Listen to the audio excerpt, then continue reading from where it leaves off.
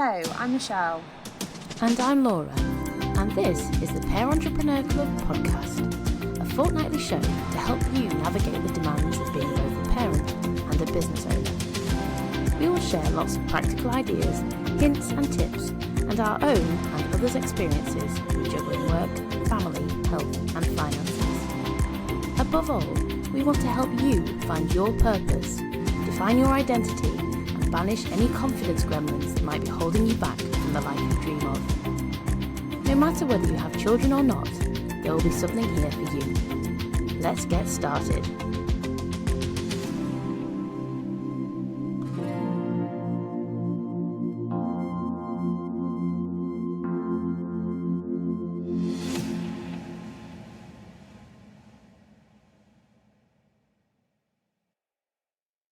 Hello and welcome to the Pair Entrepreneurs Club podcast, where we celebrate the journey of parents who are also entrepreneurs. I'm your host, Michelle, and today I've got a special guest, Matt Stevens, the founder of Impulse, an industry-leading engagement and 360 platform provider. And Impulse support the likes of First Buses, lastminute.com, Nuffield Health and Zurich, and that's just to name a few. So welcome, Matt. Thank you so much for joining us. Thanks, Before Michelle. we dive into Thank you. Well, before we dive into the world of entrepreneurship and parenting, can you just tell us a bit about your journey with Impulse? Yeah, definitely. So just going back slightly before that, I'd spent my sort of early part of the career at Viva. I then left there and I spent about 5-6 years doing interiming as like head of comms, head of engagement for people like E.ON, the power company, Bank of America, Merrill Lynch, RSA Insurance. So some big brand names that were great fun to work for. And then I did about 5 years of what I call performance coaching.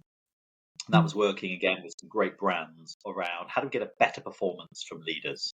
And the reason I give both of those is because that then led to Impulse in 2000, really probably up 2015, 16, excuse me. And we pivoted. I had a little coaching company there that was focused on leadership. And I was thinking a lot about what I call the Trilemma: leadership, culture, engagement, and how you sort of bring them all together. And you know that if you start messing around with engagement, you end up talking about culture. If you start talking about culture, you need leadership, and sort of they all intersect. So that led me to really in about 15, 16, developing a sort of MVP, minimal viable product of Impulse. And then in 17, going all in, going, right, we're going to put the technology front and center. I'm going to sort of switch back or pull back from the consultancy and really focus on selling what was then a platform. Fabulous. How did it feel going all in? What kind of your journey did you go on to sort of take that punt and put all your eggs into it? Well, honestly, Michelle, it's actually quite hard when I had a nice little successful business for a great life in the sense of, we brought in a good amount of money and, in that regard, there was no massive driver in me, to sort of push too much harder because I was quite happy with my sort of life at that point. But on the other side, I had a real driver because I felt there was a gap in the market. And I felt there was an opportunity for us to put out there into the world a new approach to engagement that focused much more on how people were feeling and sort of what was going on in their emotions. So in trepidation, would probably be the word I would use, because I had a nice little consultancy business. We were doing really well. We had some great clients, doing a lot of work in Ireland with one of the large banks over there, doing a lot of work in London with other financial services. But I really had to kind of drive and something inside of it is like, I think there's a gap in the market. I think there's a place for this in the world, Impulse, and for what we were offering, which is a much greater focus on how people were feeling and their emotions. Amazing. And obviously you've got a family yourself, so I guess there was an element of what does this mean to me in family life, and are you able just to sort of share that with the listeners as well? Yeah, definitely. And I want to be very open. It had been pretty difficult actually, because in having left Aviva, there was that 5-6 years where I was doing a lot of travel, and my wife just kept having children, and they were mine. And but on a serious point, as we had a very young family, we got to sort of 2011, we had 3 children under 4.5, 5. So basically a new baby, a 2-year-old and a 4.5-year-old, 5-year-old. And I was not around in the week. I was typically traveling to the different offices and locations all around Europe, actually. Wow. And that put a real strain on everything. And then it actually makes like Saturday and Sunday incredibly intense because you're trying to cram everything in. And that was one of the big reasons we decided to move south, down to London in part, because in truth, it was still it's it sort of sucks. Or at that point, it certainly did all the sort of business, and we felt that, or I felt that if we were going to really go for it, and I was going to really get my own business up and running, rather than being an interim, I wanted to have my family around me and be able to be a full-time daddy rather than just a weekend daddy. And Yeah. so we made that move in 2011 down to a lovely little town called Harpenden, just outside London. I couldn't go into London or south of London because I'm too northern. No, I don't have the accent, but I was like, I just can't go below here. This feels pretty south. And then, being honest, that was a big positive shift, because then I could do some of the school and nursery drop-offs. I could be there in the evenings and be very much an active daddy, and start to build, my little children who are now all older teenagers, and obviously with my partner, my wife. Yeah, amazing. So how actually for you has being a parent actually influenced your approach to running your business? Yeah, I think two or three ways. One is, I've never necessarily. I always think trying to find balance is a bit like walking, right? So you're Yeah. naturally never in balance, but you're always going in and then out, in and then out of balance. And I kind of think of my journey a bit like that, and often many other people's, which is you never quite find the perfect balance, and looking for it is almost like looking for the holy grail, right? But as long Mm. as you're not too far out of balance and you come back into it and then you go out of it, so you have a week where you go, you know what, pretty good. I was around. I was able to be, not just present physically, but actually I was there and I was supporting. And then there'd be another week where you were like, oh gosh, I felt like it just was away a bit too much, and I was too many evenings in London when, networking, and maybe I'm a bit out of balance. But the next week, and I was trying to be kind to myself and taking feedback from my partner, on this, to go, tell me if I'm too far out of balance, Yeah. then I need to pull back in a bit. But kind of let's give myself a little bit of leeway.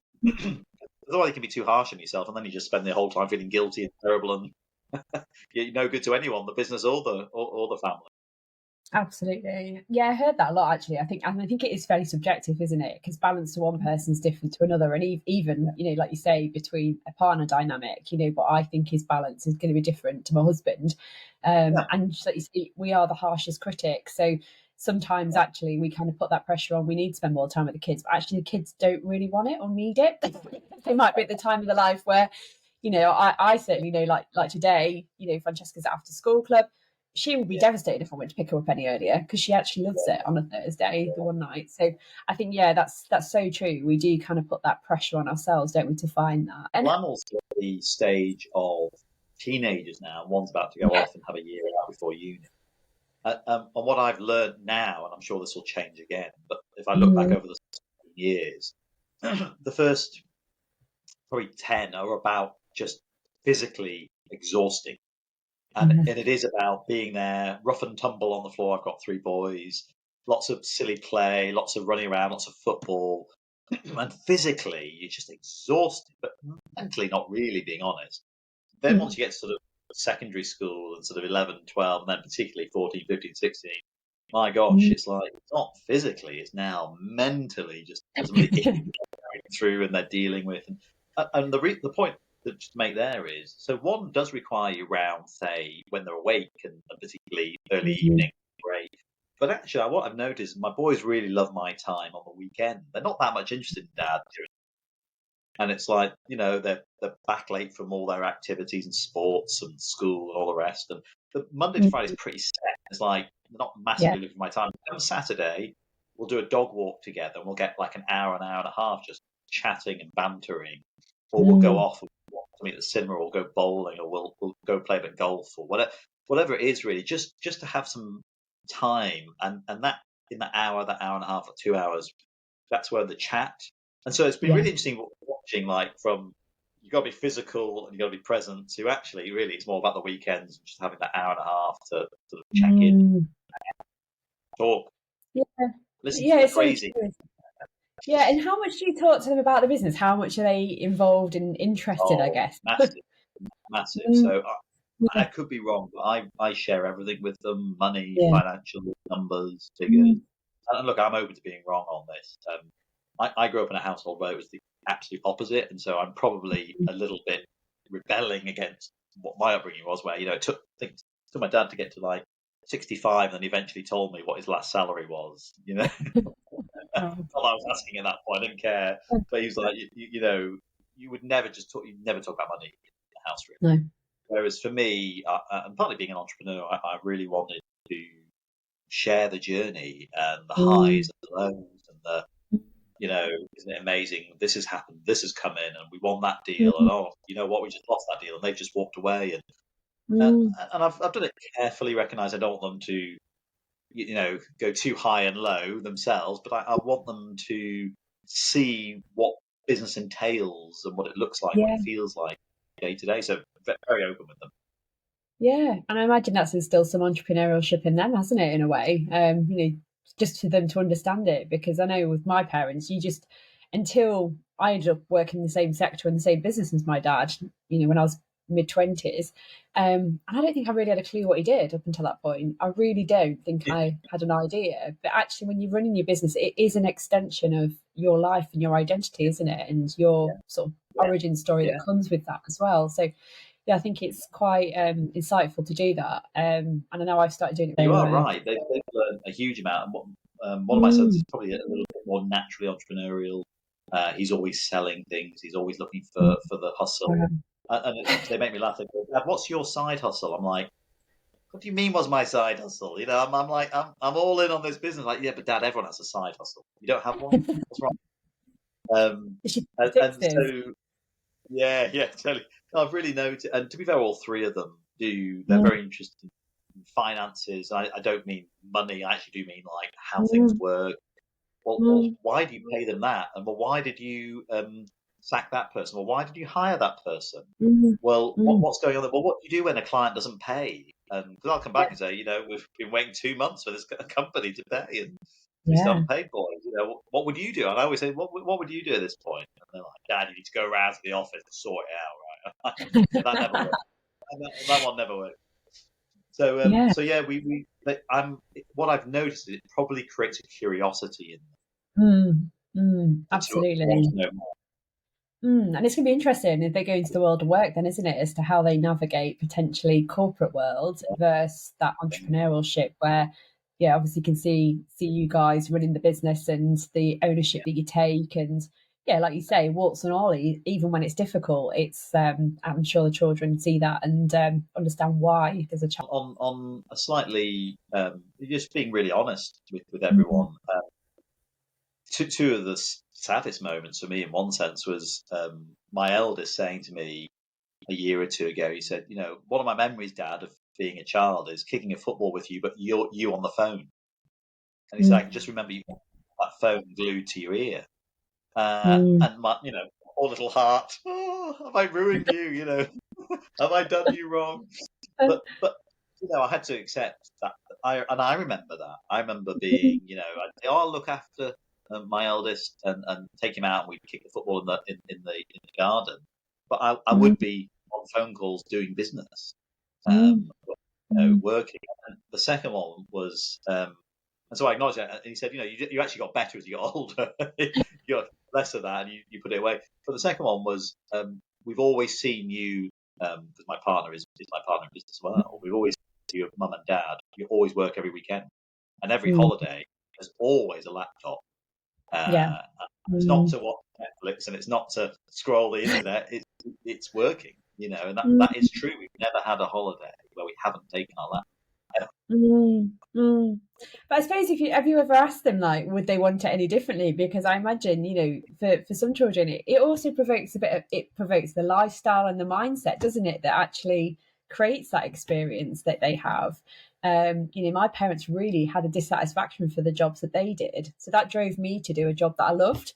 And that's what I remember. I remember that, yeah, they put the hours in, but they really didn't enjoy what they did. And I think it stayed with me more around the fact that I probably take a lot from my children, seeing them happy, and things that happiness No, then brings back.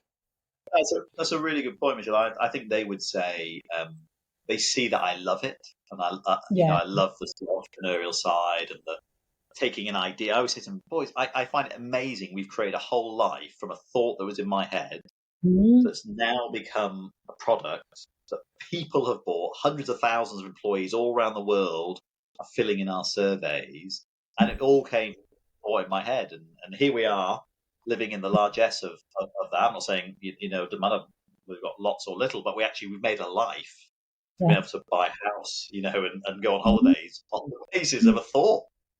Yeah. Find that hilarious. Yeah. Yeah, and I think that's something we hear a little bit as well, that people worry about that balance, and that, or they worry about the finances or the impact it might have on children. But actually, like you say, it's the life that you then create, as cliche as that sounds. You kind of carve and control that, don't you? Whereas actually working for somebody else, whilst it has a time and a purpose sometimes, actually you've got limited control and limited influence over that. So I think Yeah, it's quite yeah, important to remember that. yeah. So what's been your sort of biggest learning or challenge that you've had then, Matt, since you set up Impulse? Um, I I guess I would say it's stop looking for the big moment that like Mm, I'm going to get the breakthrough. And I spent years waiting for sort of there's going to be this big like we're going to win Rolls Royce, we're going to win this whatever the company we're going to get the NHS deal and it's going to change everything. It's just this, yeah, yeah, and as long as ultimately it's sort of going up, yeah. down, up, down, up, down. And I think probably the biggest lesson I've learned is you've got you quite early on, you've got to stop riding the Mm, wave mm, mm, and just accept. Sometimes you're surfing, sometimes yeah. you're in the water. Then you get back on your board, you go back out. That takes energy and effort, and then you catch another wave. But there is Mm, no one, to keep that analogy going, no tsunami that sort of, mm, wow, it's like just do the next thing, do the next mm, thing, and trust that. And you're watching all the metrics to make sure ultimately we are moving in the right direction. What I would say mm, to people as well is, and having worked with lots of different friends and colleagues on it, and if the metrics aren't doing that, and then you've really got to ask yourself, well, can I make a life out of this? yeah, And I yeah. think people wait probably a bit too long, Mm. or they go, actually, you know what? Yeah, I love this. Yeah, I may be even good at it, but I can't sell. Yeah, yeah, no, I think Um, you're right. Absolutely, absolutely. Yeah, I love that analogy with the surfboard as well. Really resonates with me. But I think, that's something I've heard a lot, that when actually we're in that trough of the wave, that's when yeah, a lot of people get distracted as well. So it might be, like you say, they're desperate to get the income in, and they'll go off for the new shiny thing, and it becomes a bit of a distraction from what that true passion piece and that purpose is. yeah, Yeah, and I've certainly seen that a lot. And I must admit, I think probably in the first year of me starting my business, I certainly did that. So it's so easy to go off, isn't it, and look for the next wave to ride and the new venture, as opposed to persevering and get back in on the board. that's So it. Get back on board, go back out, do the hard yards, and catch the next wave. And uh, that, by the way, sounds easy, and it might take a year. yes, yeah, So absolutely, absolutely, really wise words. So obviously, you're an author in your own right. You've obviously had a couple of books, which we will tag in our transcript. But for our listeners' perspective, because we have a lot of people say we love to kind of share and learn more about being entrepreneurs and business owners. Is there any recommended reads that you can suggest, or podcasts for the listeners? yeah, I'd say two, and I'm going to go one way is a bit more sort of spiritual and purpose driven. Mm, It's Awareness by Anthony de Mello. And mm, um, I really, I really think it's a fantastic book. It just gets you thinking about you and consciousness and awareness mm, and life. And I would encourage people to read those types of books because it grounds and earths you in yeah. more than just making money, more than just business, more than just hustling. Mm, And it gives you a sort of higher meaning purpose. The second is, and it really helped me, is the E-Myth. And it's a bit of an old book now, right? But I just think the E-Myth is such an awesome book for anyone to read, because it's basically the entrepreneurial myth.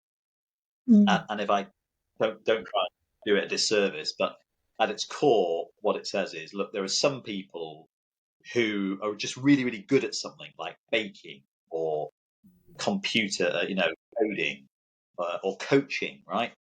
But they think they can set up a business. Actually, they're just really good at a skill.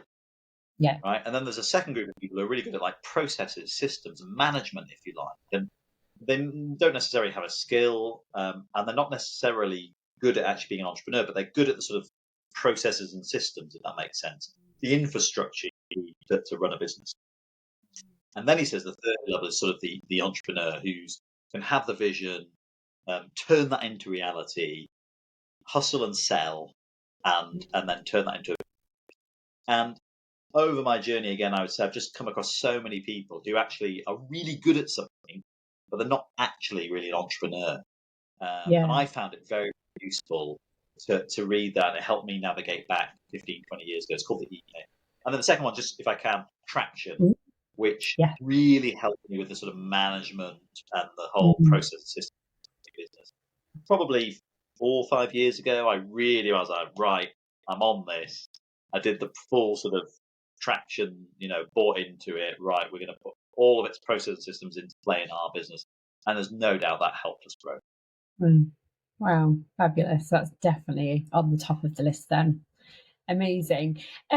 And it would be rude not to ask you the fact that you are leading a world-renowned engagement business, but for some of our listeners, they will be on the cusp of either employing an individual or they'll already have teams beneath them. So have you got a top tip for employee engagement? So I'm sure within your business you've evoked a lot, but also what you kind of recommend to your clients. Yeah, I think probably my tip this year so far has been, you can't shortcut the process of engagement, which so it requires the one commodity that's the most priceless in all the world, which is time. And we've had the privilege of working with a company who mandated that their managers have to have a 30-minute one-to-one every month. Which doesn't sound much, but that was a huge deal when they were going from having none. And it's mandated, so they've got to do it. It's like they've got to do the health check, they've got to do whatever. It's that important. And it's had a huge impact. We've watched the impact that's had on their engagement levels over the last 18 months, gone literally double. And almost all the time it's people saying, I'm listened to, I'm much more recognised, I'm having a real human conversation now with my manager. And in the mandating, it wasn't, you've got to do performance management, you've got to do this. It was just go and have a conversation with your team members once a month for 30 minutes. And so I would really encourage people to say, look, you want to make a difference, you want to see engagement improve, give managers the time and space. Yes, that does mean something else is going to get deprioritized, but it means you're going to get a much better response, higher productivity, much more connection and engagement with the organization from the employee.